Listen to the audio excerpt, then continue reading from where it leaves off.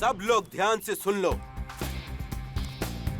ये हैंडगन तो ठीक है, लेकिन ये हाई रेंज की गोलियां हम इस्तेमाल नहीं कर सकते, क्योंकि ये गोलियां सरहद पर सोल्जर्स इस्तेमाल करते हैं और शूटिंग रेंज के खेल में हाई रेंज की गोलियां इस्तेमाल करना गैर कानूनी है और हम कानून के लफड़े में नहीं पड़ना चाहते।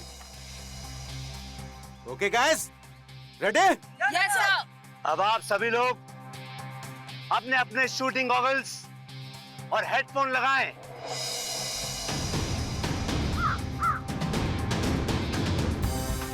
अब आप सभी लोग अपने अपने बंदूक उठाएं और अपने कंधे से लगाएं। आंख टारगेट पे और हाथ ट्रिगर पे, और जब मैं 3 बोलूं तो आप फायर कर देना। देखता हूं कौन कितना बड़ा निशानेबाज है। 1 2 3।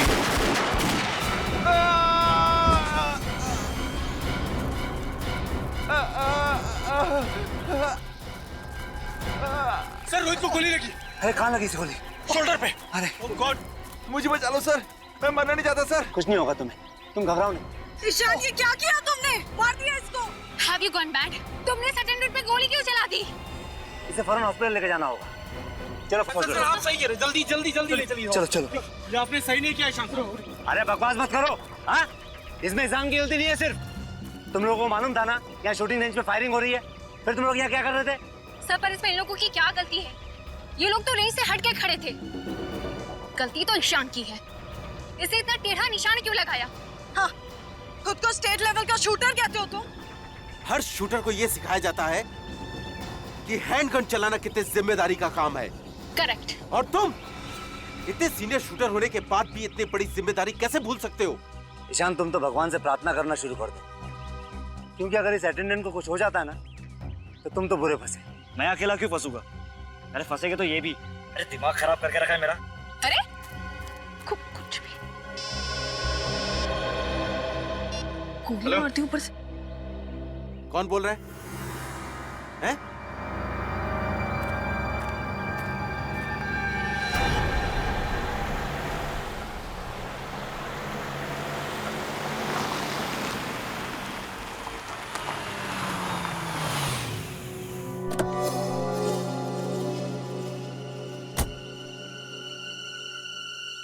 हेलो।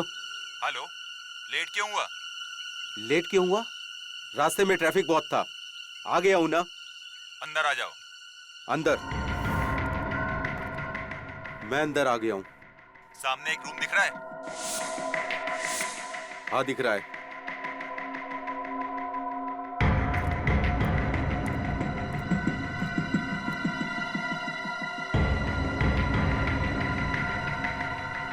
बोल अब। सामने टेबल पर एक फोन रखा है। जब तक इसकी घंटी नहीं बजती हिलना नहीं यहाँ से। ए सुन, तू मेरे साथ क्या कठपुतली का गेम खेल रहा है? जितना बोलता हूँ उतना कर। अपना मोबाइल फोन निकाल के रख बाहर।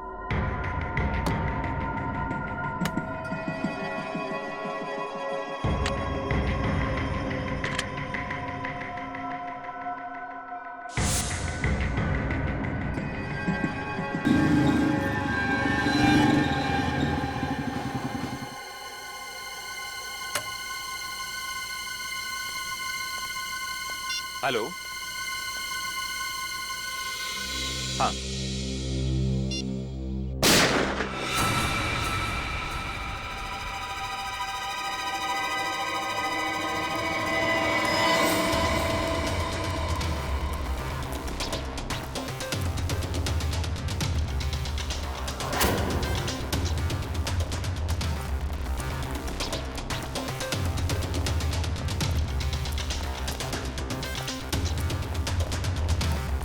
ये क्या?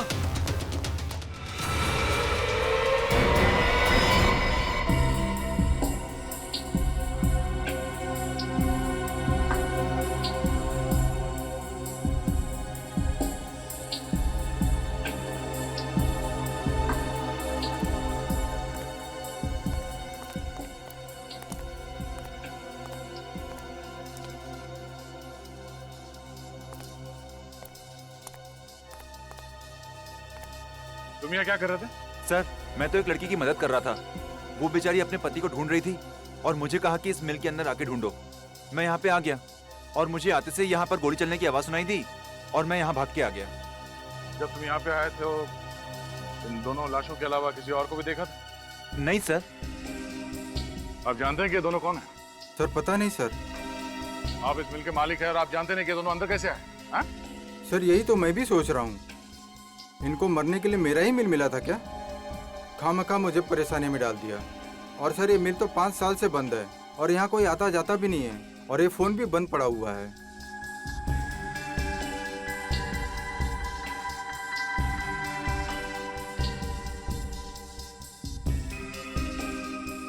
कोई वॉचमैन नहीं है यहाँ पे? सर था एक वॉचमैन, लेकिन बच्चों की छुट्टियां होने की वजह से वो 1 महीने पहले गांव चला गया।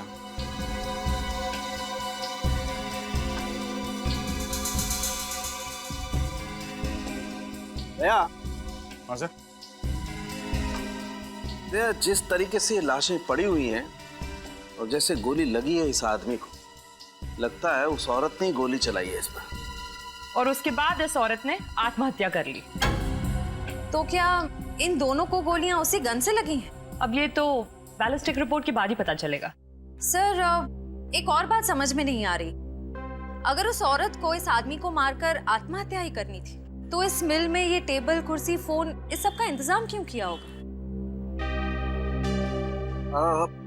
ये वैलेट मिला इसके पास। इस आदमी का नाम ज्ञान है सर, जू में रहता है। और इस औरत की तस्वीर उसके वॉलेट में है सर। सर कहीं ये प्यार का मामला तो नहीं? हो सकता है, पर उसके लिए ये सब तामझाम करने की क्या जरूरत थी? सर एक और बात, मैंने इस ज्ञान का मोबाइल फोन चेक किया। इसमें आखिरी 15 कॉल्स किसी प्राइवेट नंबर से आए हैं। प्राइवेट नंबर से? इस ज्ञान का इतिहास निकालना पड़ेगा, तभी पता चलेगा कि वो औरत है कौन और उसने इसे क्यों मारा। आप लोग इन्हें पहचानते हैं? ज्ञान जी? नहीं सर, ये नहीं हो सकता सर। इन्हें किसने मार दिया? इनकी तो किसी से कोई दुश्मनी भी नहीं थी। ये कौन है? जी ये रूपल जी हैं, ईशान की मम्मी। आप में से कोई बता सकता है कि ज्ञान जी और रूपल जी के बीच में क्या संबंध है?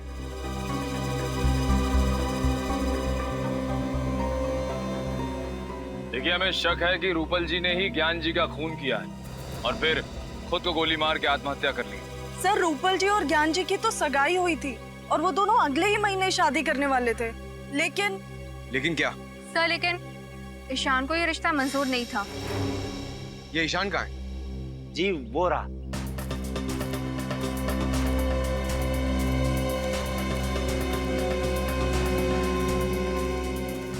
क्या हुआ सर? आपने इतना अर्जेंटली क्यों बुलाया? और ये लोग कौन है? हम लोग सीआईडी से। ईशान, हमें आपसे आपकी माँ रूपल जी और ज्ञान जी के बारे में कुछ बातें करनी है। देखिए सर, आपको मेरी मम्मी के बारे में जो पूछना है पूछिए, मगर मुझे ज्ञान जी के बारे में कोई बात नहीं करें।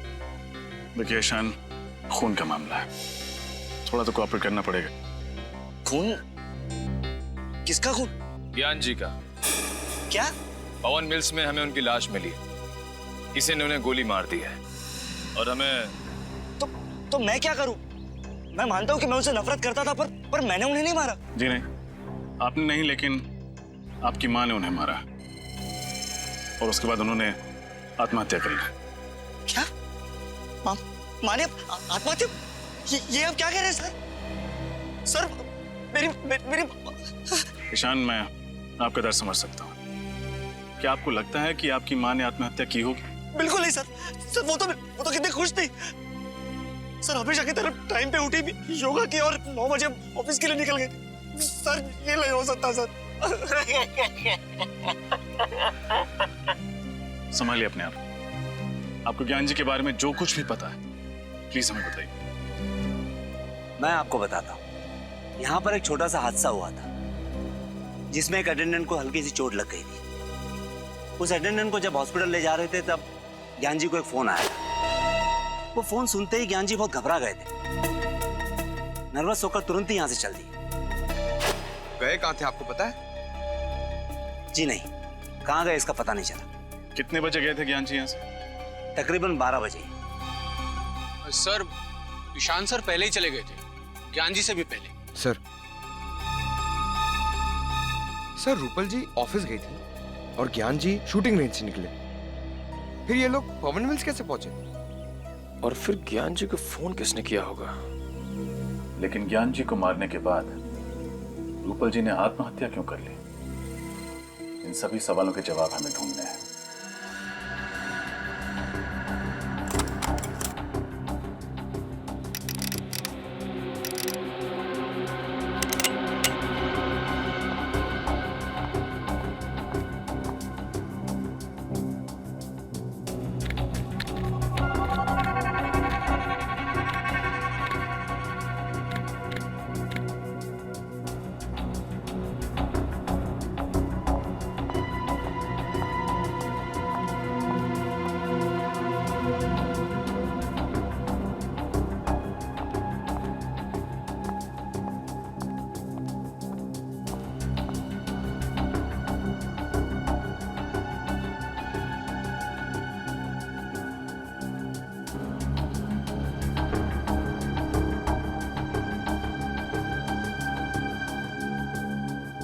फाइल संभाल लेना, मैं फायर करने जा रही हूँ।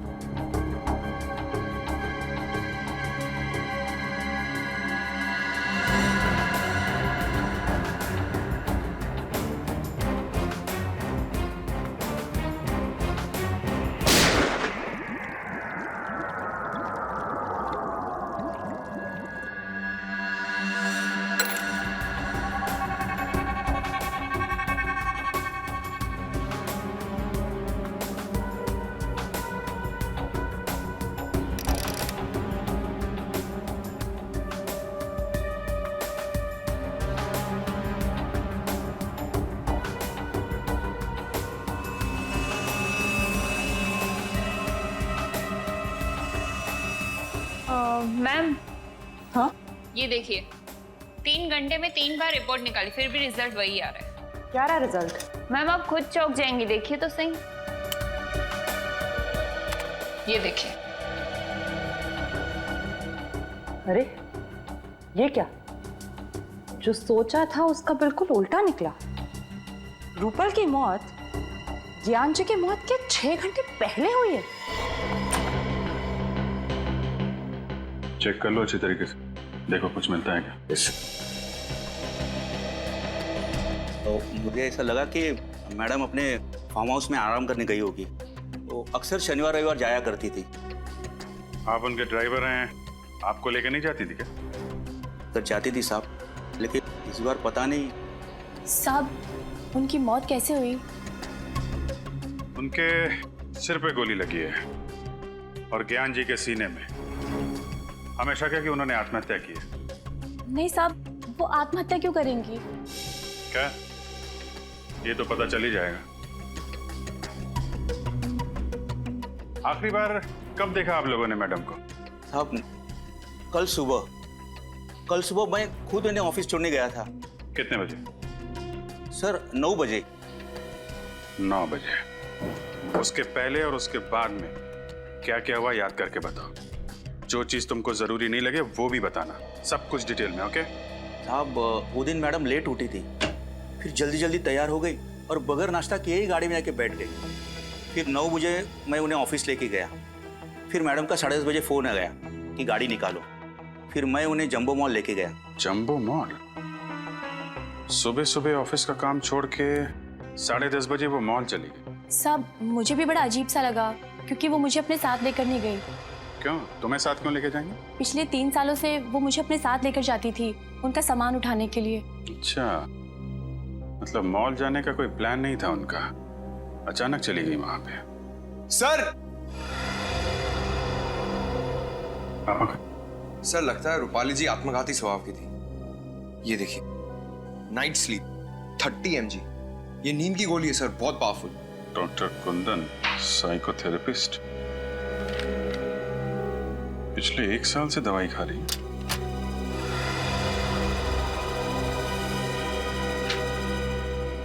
इधर आओ। ये रूपल मैडम किस चीज की दवाई खा रही थी? क्या बीमारी थी? अक्सर उन्हें मिर्गी के दौरे पड़ते थे, लेकिन 6 महीने से उनकी हालत में काफी सुधार था। सर से देखिए, रूपल जी के लॉकर में पिस्टल मिली, लाइसेंस के साथ। License pistol? इसका मतलब रूपल जी ने आत्महत्या नहीं की है? सर मैं कुछ समझा नहीं। अगर उन्हें आत्महत्या करनी होती तो अपनी पिस्टल से करती ना, या अपने घर में करती। घर से इतनी दूर मिल में जाके आत्महत्या क्यों करेंगे? सर हो सकता है रूपल ज्ञान जी को मारना चाहती थी, इसलिए इतनी दूर मिल में गई। ज्ञान जी को भी मारने के लिए अपनी पिस्टल साथ में लेके जाती विनीत। ये मामला कुछ और ही है। सर आपको किस पे शक है? फिलहाल तो सारी कड़ियां बिखरी हुई हैं। शॉपिंग मॉल, नींद की गोली, डॉक्टर का प्रिस्क्रिप्शन और लाइसेंस्ड गन। इन कड़ियों को जोड़ने पे ही पता चलेगा ज्ञान जी और रूपल जी के साथ क्या हुआ था। सर ज्ञान जी और रूपल जी दोनों टॉक नाउ कंपनी का मोबाइल यूज करते थे और मोबाइल कंपनी के मैपिंग के हिसाब से रूपल जी कल दोपहर 1 बजे जंबो मॉल में थी पंडारा रोड पर, और तब से उनका मोबाइल ऑफ आ रहा है। और ज्ञान जी? सर ज्ञान जी की लोकेशन ये देखिए सर। हाँ, 1 बजे शूटिंग रेंज से निकले और 2:30 बजे पहुंचे पंडारा रोड, और वहां से सीलिंग होते हुए बांद्रा लिंकिंग रोड से जूहू सर्कल पहुंचे 5 बजे, और 5:30 बजे वहां से निकलकर 6:30 बजे पहुंचे पवन मिल। और 6:30 से 6:45 तक ये किसी से फोन पे बात कर रहे थे, किसी प्राइवेट नंबर पे। उसके बाद इनका फोन बंद हो गया। सर क्योंकि उसी दौरान उनकी मौत हो गई थी। मतलब ज्ञान जी और रूपल जी दोनों अलग अलग टाइम पे पंडारा रोड पहुंचे थे। सर ये भी तो हो सकता है कि ज्ञान जी भी जंबो मॉल ही गए हो। हम अगर क्यों और किससे मिलने? और वो आखिरी कॉल किस अनजान शख्स का था जिससे ज्ञान जी ने इतनी लंबी बात की।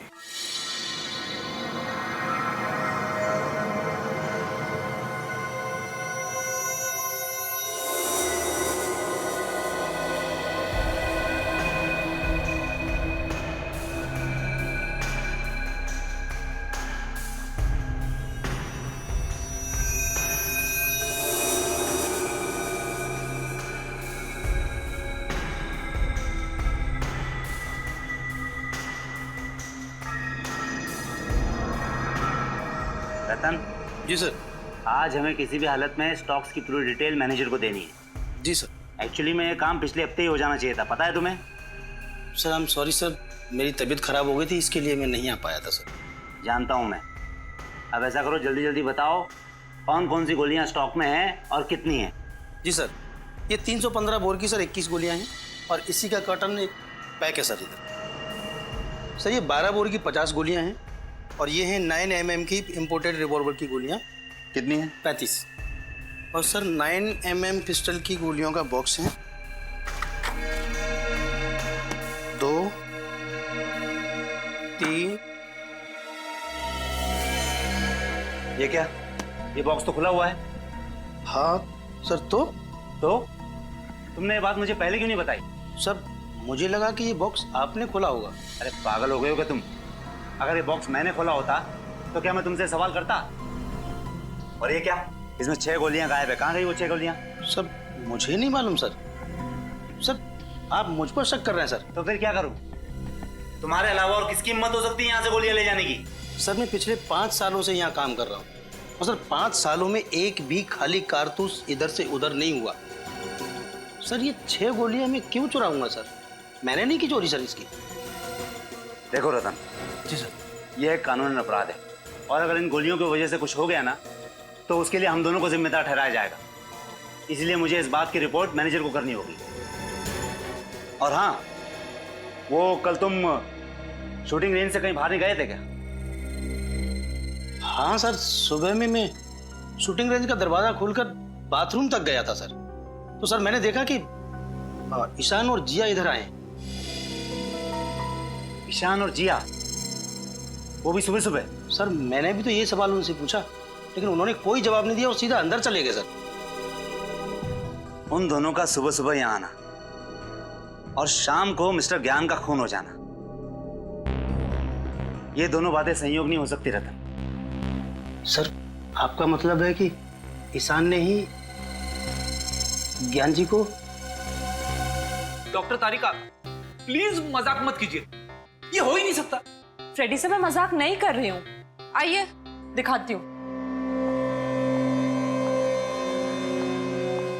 ये देखिए, रूपल की मौत दोपहर को 1 और 2 बजे के बीच हुई थी और ज्ञान जी को शाम को 6 और 7 बजे के बीच मारा गया था, ठीक उसी गन से जो गन हमें रूपल के हाथों से मिली थी। तो मतलब पहले रूपल जी का खून किया गया दोपहर को और उसके बाद ज्ञान जी को मारा गया शाम को और फिर उसी गन को मरी हुई रूपल के हाथों में थमा दिया। मतलब रूपल जी ने आत्महत्या नहीं की है, किसी ने प्लानिंग के साथ खून किया है उसका। हाँ, इस बात को साबित करने के लिए मेरे पास सबूत है। रूपल के पेट में से मुझे अजीनोमोटो, सोया सॉस और विनेगर के कुछ अंश मिले।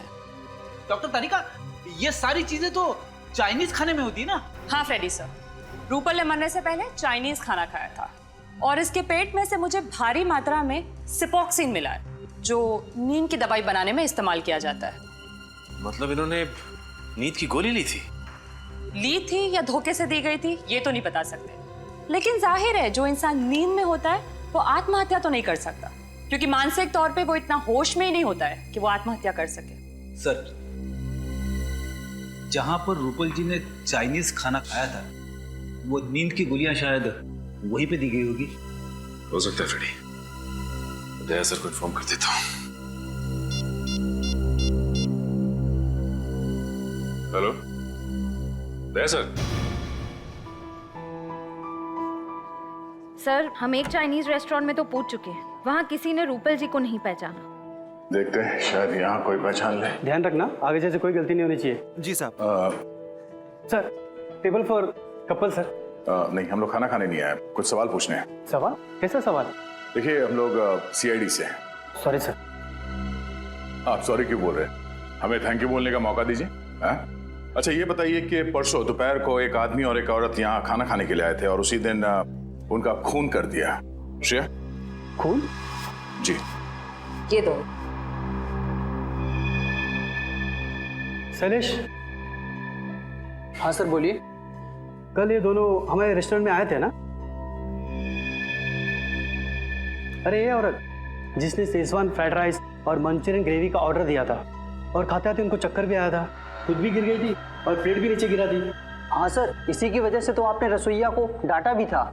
साथ में आदमी भी था ये? नहीं साहब, आदमी ये नहीं था, आदमी और कोई था। 30-32 साल उम्र होगी और पढ़ा लिखा लग रहा था। वो दोनों कितने बजे आए थे? करीब 12 बजे। दोनों खाना खा रहे थे कि अचानक मैडम बेहोश होकर गिर गई। हम सब बहुत घबरा गए, लेकिन वो आदमी बिल चुकाकर फटाफट मैडम को लेकर निकल गए यहाँ से। मतलब औरत जानबूझ के बेहोश नहीं हुई है, नींद की दवाई दी गई थी उसे। पेमेंट कैसे किया इन लोगों ने? क्रेडिट कार्ड से सर। क्रेडिट कार्ड से?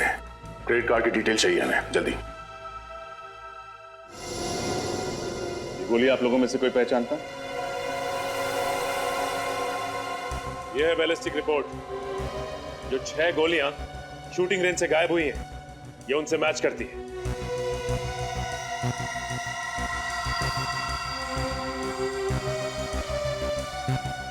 बोलो जी, तुमने ही चुराई थी नहीं गोली?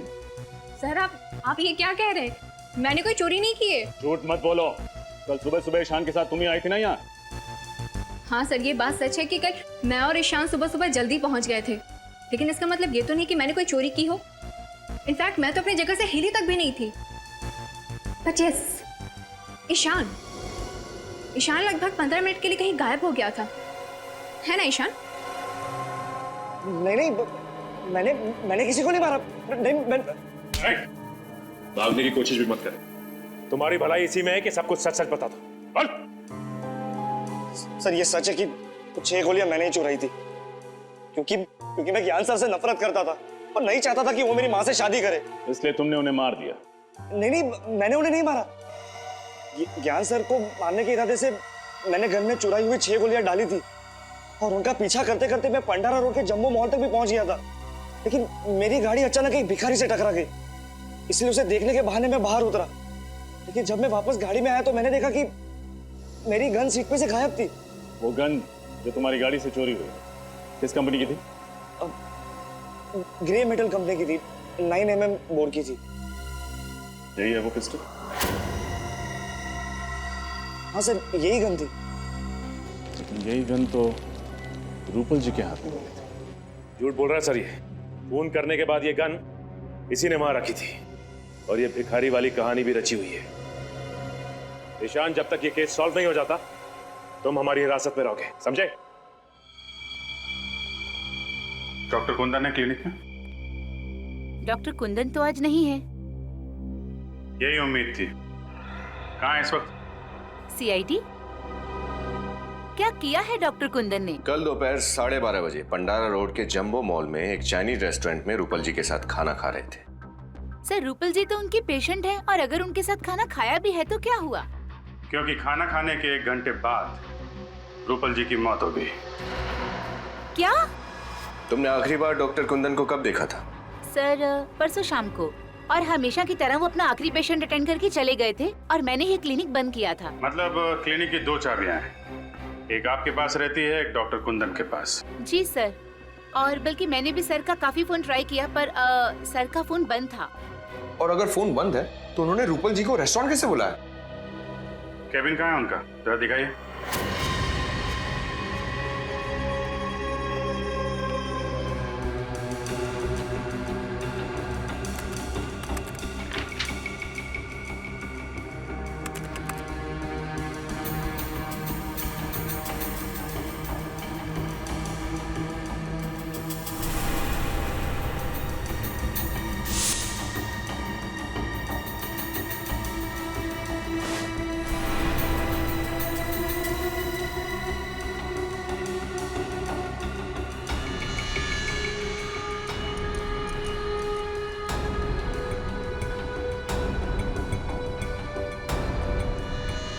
ये खून से सने हुए बाल क्या कर रहे हैं यहाँ पे? सर मुझे कुछ नहीं मालूम, बल्कि मुझे तो सर के केबिन में आने की परमिशन तक नहीं थी। मिशन नहीं थी? लगता है खाना खाने के बाद कुंदन जी यहाँ रूपल के साथ आए, यहाँ पे उसका खून किया और फिर लाश वहां ठिकाने लगा दी। सर, आपका अंदाजा ठीक निकला सर। ये देखिए, लेडीज सैंडल और खून में सने हुए ग्लव्स। ये तो रूपल जी के हैं। आपको कैसे मालूम? वो सर, एक्चुअली मुझे ना इन सैंडल्स का डिजाइन बहुत पसंद था, बल्कि मैंने रूपल जी से पूछा भी था कि उन्होंने ये कहाँ से खरीदे। अगर रूपल जी का खून डॉक्टर कुंदन ने किया है तो फिर ज्ञान जी को भी इसी ने मारा होगा।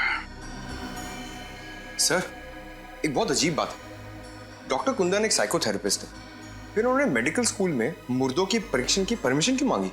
हाँ?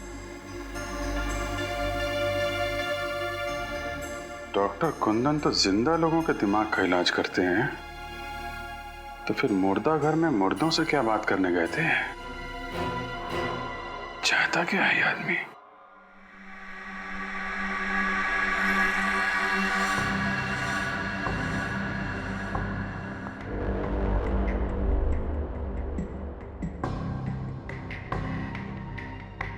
डॉक्टर तारिका, कौन सी नई बात पता चली?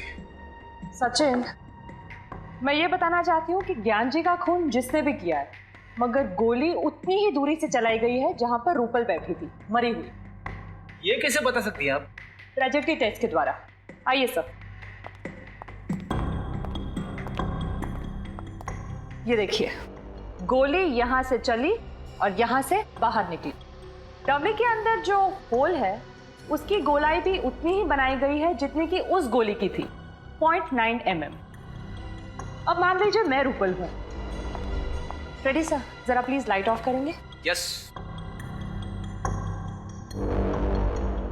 जब रूपल हमें मिली मरी हुई तब उसके हाथ में गन इस तरह से थी। अब ये लेजर ये साबित करेगा कि जब ज्ञान जी पर गोली चली तब खूनी कितनी दूरी पे था और गोली किस एंगल से चली। ऐसा हुआ था सब कुछ। रेडी सर, जरा लाइट्स ऑन करेंगे प्लीज। यस। एक बात समझ में नहीं आ रही। माना कि रूपल जी के हाथों में गन पाउडर लगा हुआ था, लेकिन जब ज्ञान जी की मौत हुई उससे पहले ही रूपल मर चुकी थी, तो फिर रूपल ने गोली चलाई तो चलाई कैसे? सर, अगर ज्ञान जी को सामने से गोली मारी है तो फिर उन्होंने खूनी को देखा कैसे नहीं? और तो और उन्होंने अपने आप को बचाने की कोशिश कैसे नहीं की? रेडी, कुछ तो ऐसा है जो हम लोग देख नहीं पा रहे, क्योंकि दुनिया का कौन सा ऐसा आदमी होगा जो मौत को सामने से आता देख अपने आप को बचाना नहीं चाहेगा। आप सब लोग मेडिकल स्टूडेंट्स हैं, इसलिए रिगर मॉर्टिस की थ्योरी के बारे में तो आप सब लोगों को बहुत अच्छी तरह पता है। आज हम प्रैक्टिकली देखेंगे कि रिगर मॉर्टिस आखिर कैसे होता है। किसी भी आदमी के मरने के बाद उसके शरीर में केमिकल चेंजेस कैसे आते हैं। उसके मरते ही कुछ घंटे के अंदर उसका ब्लड ठंडा हो जाता है और उसके शरीर के अलग अलग हिस्से सिकुड़ जाते हैं। लगभग 3 घंटे बाद रिगर मोर्टिस का असर शुरू होता है और इसकी शुरुआत चेहरे से होती है और तकरीबन 12 घंटे बाद शरीर का पूरा खून जम जाता है और शरीर इतना ठंडा पड़ जाता है कि इसे हिला पाना नामुमकिन होता है। सर, 48 घंटे से लेकर 60 घंटे के अंदर तक शरीर का सड़ना और गलना भी शुरू हो जाता है ना? करेक्ट, लेकिन इतने घंटे तक हम वेट नहीं कर सकते। हम लाश की वीडियो रिकॉर्डिंग करते हैं ताकि उसे बाद में देखा जा सके कि उस लाश पे उस रिगर मॉर्टिस का कितना असर हुआ। एक्सक्यूज मी सर, आपसे कोई मिलने आया है। ओके, एक्सक्यूज मी, मुझे कोई मिलने आया है। Hello Hobson, okay. Hi, how are you? कैसे आप? मैं अच्छा हूँ, आप कैसे? या, आई एम गुड। आप किसी परमिशन लेटर के बारे में जानना चाहते थे? हाँ, वो doctor Aarav, psychotherapist doctor Kundan ने इस लेटर के जरिए आपसे गुजारिश की थी कि वो यहाँ आकर देखना चाहते हैं कि मर जाने के बाद आदमी के शरीर में क्या क्या बदलाव आते हैं। Doctor Kundan, human psychology doctor, मैं जानता हूँ उन्हें। इन्होंने परमिशन ली थी, लेकिन अपने लिए नहीं, किसी और के लिए। क्या? कोई और आया था यहाँ पे राइगर मॉर्टिस की जानकारी हासिल करने के लिए? हाँ, एक लड़की थी, मेडिकल स्टूडेंट थी। 1 महीने में कई बार आती थी वो, और राइगर मॉर्टिस का लाशों के ऊपर क्या इफेक्ट होता है उसे देखती थी। उसके बाद अपने नोट्स बनाती थी। उसके बाद हम लोग जो सारा दिन रिकॉर्डिंग करते हैं, शाम को उसे भी लेके जाती थी। लेकिन इतनी टैलेंटेड और इतनी लगन वाली लड़की मैंने पहले कभी नहीं देखी। आई विश के वो बहुत बड़ी डॉक्टर बनेगी। और इस लड़की को डॉक्टर कुंदन ने भेजा था? जी। आपको उस लड़की का नाम याद है? इसका नाम जिया, जिया था उसका नाम। जिया? सर, कहीं ये वही जिया तो नहीं जिसने ईशान के खिलाफ गवाही दी थी? सर, मेरे पास उसका नंबर है, ये देखिए। मैंने भी जिया को कई दफा कॉल किया, ये उसका नंबर। तो नंबर मैच करना।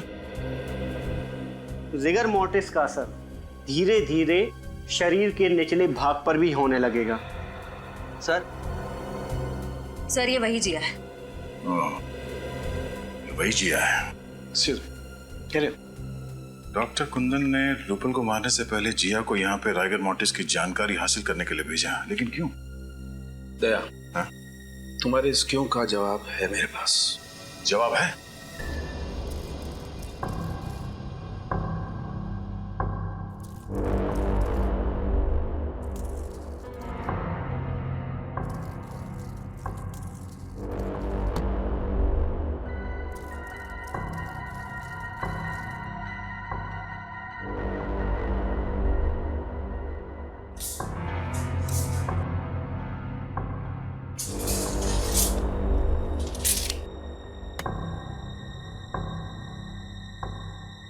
तो सब कुछ वैसे के वैसे ही सेट हो गया है जैसे कि लाशें हमें मिली थी।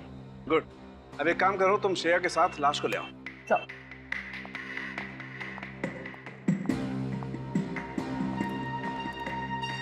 डॉक्टर साहब, यहाँ पे पुतला, बाहर उस लड़की की लाश, अब यहाँ पर क्राइम सीन को रिकंस्ट्रक्ट करने की कोशिश कर रहे हैं क्या? हाँ दया, बिल्कुल वही कर रहा हूँ। और मैंने ऊपर कैमरा भी फिट कर दिए हैं जो सारी रिकॉर्डिंग करेंगे, ताकि हमें मॉनिटर पे पता चल जाएगा बाहर कि अंदर क्या हो रहा है।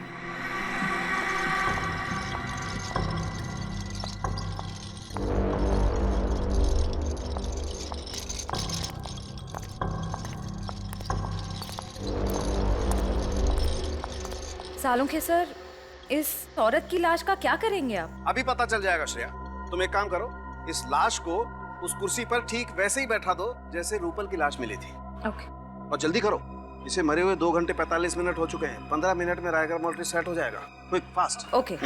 गुड।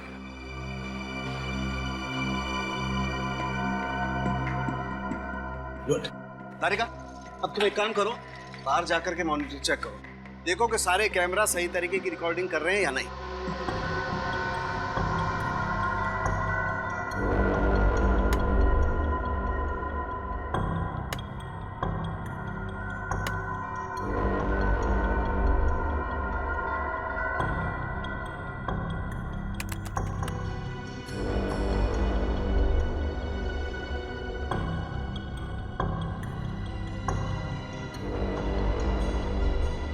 श्रेया, एक काम करो, इसके हाथ में वो गन वैसे ही पकड़ा दो जैसे रूपल के हाथ में थी। क्विक।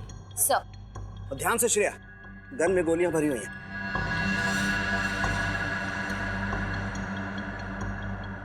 दया, बॉक्स में एक लकड़ी का पीस होगा, देखो जरा। ये हाँ।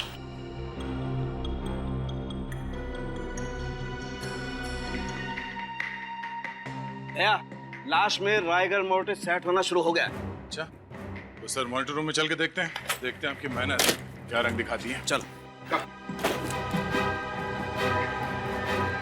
दया, जैसे जैसे रायगर मोर्टिस लाश के चेहरे से उसके हाथों पर आता जाएगा, वैसे वैसे खूनी का चेहरा आईने की तरह साफ होता जाएगा। सर, जब ज्ञान जी को गोली लगी थी उस वक्त रूपल जी की मौत को करीब 6 घंटे हो चुके थे, तो क्या हमें और 3 घंटे इंतजार करना पड़ेगा? इंतजार तो करना पड़ेगा दया, खूनी के दिमाग को परखना है तो थोड़ा इंतजार तो करना पड़ेगा। क्या सोच रहे हैं सर? श्रेया, अगर ये खून पहले से प्लान था तो हो सकता है कि चिंटू को यहाँ पे जानबूझ के भेजा गया। चिंटू का यहाँ पे आके लाश देखना भी प्लान हो, क्योंकि अगर चिंटू यहाँ पर नहीं आता तो हमें पता नहीं चलता इस लाश के बारे में। हो सकता है सर, लेकिन चिंटू कह रहा था कि उसे यहाँ किसी औरत ने भेजा था। हो सकता है खूनी कोई औरत ही है। इस केस में 2 औरत है, एक ये रूपल जो मर चुकी है और दूसरी ओह नो, इस चिंटू को फौरन यहाँ बुला।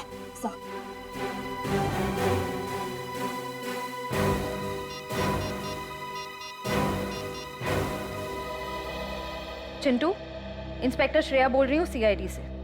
देखो, तुम जल्द से जल्द पवन मिल्स में आ जाओ। ठीक है।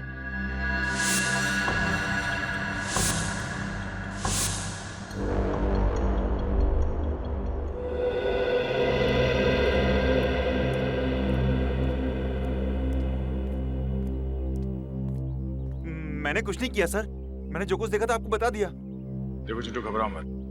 तुमने बताया कि एक लड़की तुम्हें यहाँ पे लेके आई। जी सर। उस लड़की को देखोगे तो पहचान लोगे? हाँ? क्या ये लड़की थी वो? सर ये वही है सर। पक्का यही थी वो? यही है। इसका मतलब दोनों खून के पीछे जिया है।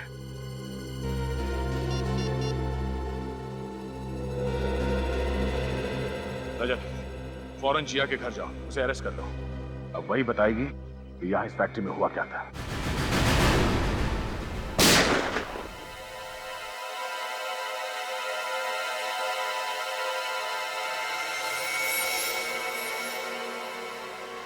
CID? वो भी इस वक्त? जिया जी, इतनी रात को आप शूटिंग रेंज में हो सकती हैं, तो हम क्यों नहीं? क्या मतलब क्या है आपका? मतलब ये कि आप एक मेडिकल स्टूडेंट हैं और एक मेडिकल स्टूडेंट को गन्स और गोलियों में दिलचस्पी। क्यों?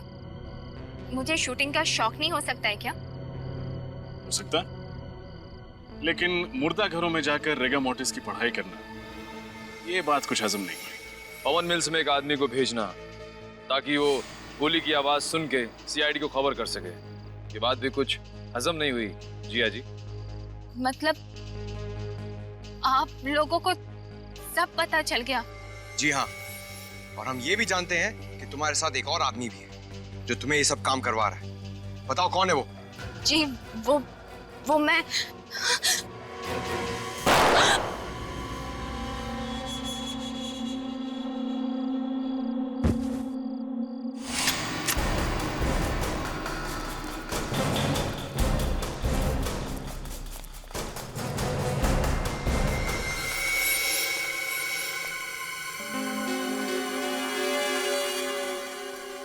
हाथ से निकल गया। हाथ से निकल गया, लेकिन सीआईडी के शिकंजे से नहीं निकल पाएगा। ये देख।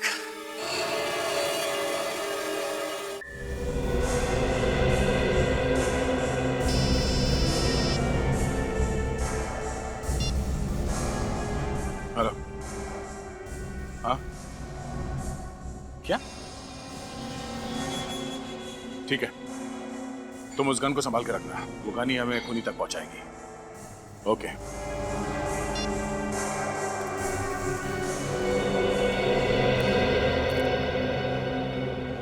क्या हुआ सर? किसी ने जिया पे हमला कर दिया। क्या? यानी खूनी कोई और ही है? हाँ डॉक्टर साहब, और कितना वक्त लगेगा? बस 5 मिनट तय। 5 मिनट के अंदर ये रायगर मोर्टिस इसके हाथों पे सेट होना शुरू हो जाएगा बस।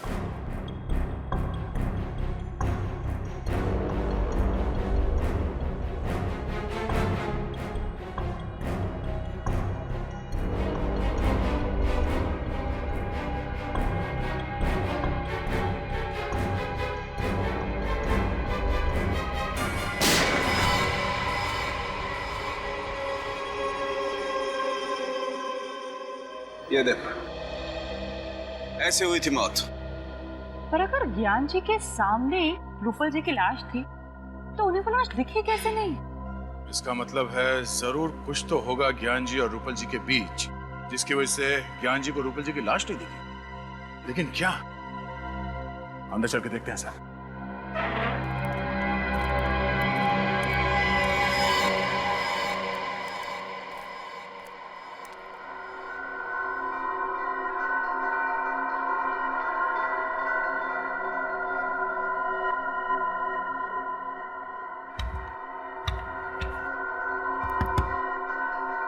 तो ये देखिए, बॉक्सर पिलर क्या है क्या इसमें?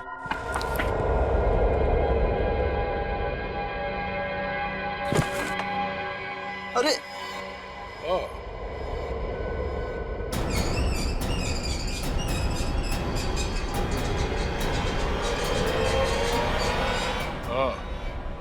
तो ये है वो राज जिसकी वजह से ज्ञान जी के सामने बैठी हुई मौत उन्हें नजर नहीं आई।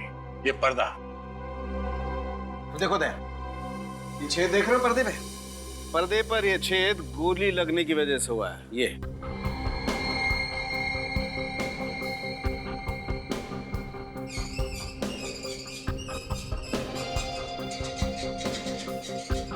सर इस तरफ बैटरी और सेंसर भी लगा हुआ है।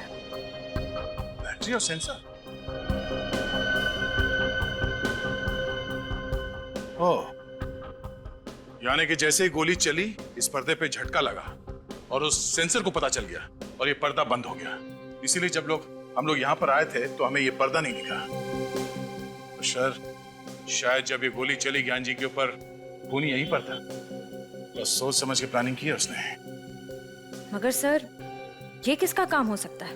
वही जिसे गन्स, गोलियां और राइगर मोर्टिस की बहुत अच्छी जानकारी है, और वो एक ही आदमी हो सकता है।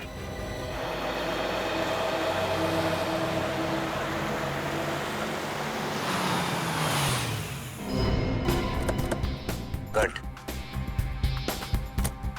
मायरा, मैंने तुम्हें कितनी बार समझाया, राइफल हमेशा कंधे के लाइन में होनी चाहिए। ऐसे, बिल्कुल ऐसे। Okay sir. Okay okay. अब गोली बिल्कुल निशाने पे लगेगी। मायरा, अनिकेत सर जो सिखा रहे हैं वो ध्यान से नहीं सीखोगी तो जिसने रूपल जी का और ज्ञान जी का खून किया उसके जैसा शार्प शूटर कैसे बनोगे? अरे सर, ये किसी का खून तो क्या, अंधेरे में किसी को जख्मी भी नहीं कर सकती है। सर जिया ठीक तो है ना? जिंदा है, लेकिन अफसोस की बात यह है कि खूनी अभी भी पकड़ा नहीं गया। सर तो फिर आप लोग खूनी को पकड़ते क्यों नहीं? आप जानते हैं खूनी कौन है? खूनी को मैं नहीं तो सर। मगर हम जानते हैं कि खूनी इसी शूटिंग रेंज में। आप हम लोगों पे शक कर रहे हैं? शक ही नहीं, पूरा यकीन है कि खूनी आप ही में से कोई एक है। कौन है वो? पहले आप ये बताइए कि शूटिंग रेंज में बिना चेकिंग के गोली या गन लाना या ले जाना मुमकिन है? नहीं, बिल्कुल नहीं, क्योंकि हमारी सिक्योरिटी बहुत चुस्त है। बिल्कुल सही कहा आपने। अब जरा ये देखिए, ये वही गन है जिससे जिया पर हमला हुआ था। क्या इस तरह की गन आपके शूटिंग रेंज में इस्तेमाल होती है? नहीं सर, इस तरह की गन तो हमारे यहाँ पर इस्तेमाल नहीं होती। तो फिर ये गन शूटिंग रेंज के अंदर आई कैसे? अच्छा, आप ये बताएंगे कि यहाँ पे कोई ऐसा आदमी है जिसकी इस शूटिंग रेंज में आते वक्त सिक्योरिटी जांच नहीं होती है? हाँ सर, एक तो ज्ञान जी और दूसरे अनिकेत सर। जब जिया पर हमला हुआ तब ज्ञान जी तो जिंदा थे नहीं, तो बचे सिर्फ अनिकेत सर।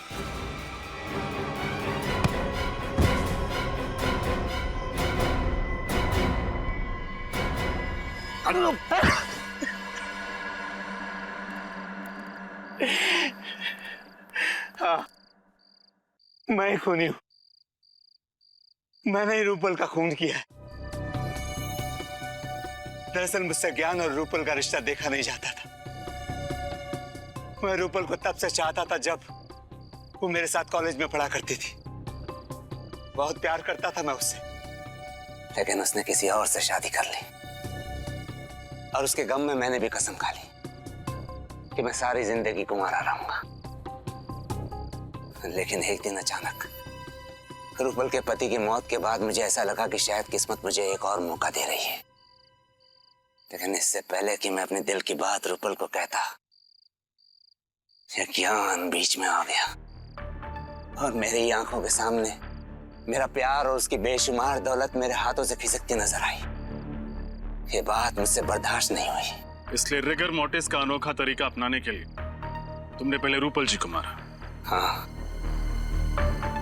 और उसके लिए मैंने डॉक्टर कुंदन और जिया की मदद ली। सर,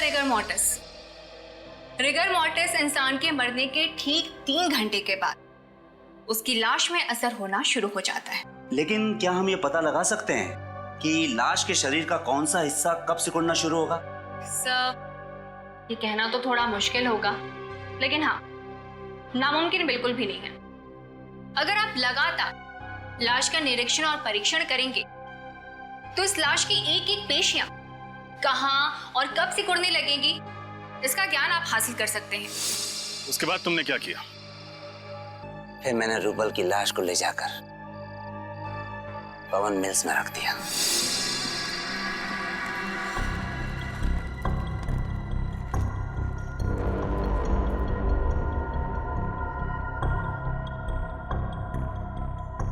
मेरा काम तो हो गया, अब तुम्हारी बारी। तुम देखते रहना डॉक्टर, मेरा वार भी खाली नहीं जाएगा। अब ऐसा करो डॉक्टर, तुम इस पिस्तौल को रूपल के दाहिने हाथ में रख दो। क्योंकि अभी तक रिगर मोर्टिस शुरू नहीं हुआ है, इसलिए पिस्तौल वाला हाथ दाहिनी ओर मुड़ जाएगा। तुम कहते हो तो मैं मान लेता, लेकिन मुझे यकीन नहीं हो रहा है कि तुम्हारा प्लान कामयाब होगा। अभी देखो डॉक्टर,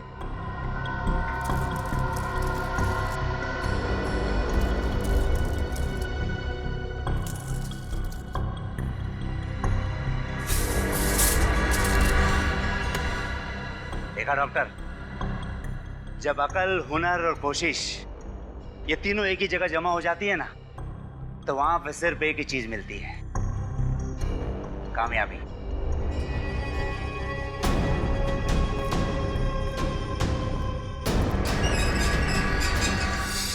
अब आप ये बताने का कष्ट करेंगे कि डॉक्टर कुंदन कहाँ पे है? वो मेरे घर पर है। मैंने उन्हें नींद का इंजेक्शन दिया है। अनिकेत, दौलत की लालच ने तुम्हें अंधा बना दिया। 2-2 खून कर डाले तुमने। इसकी तुम्हें एक ही सजा मिलेगी, फांसी।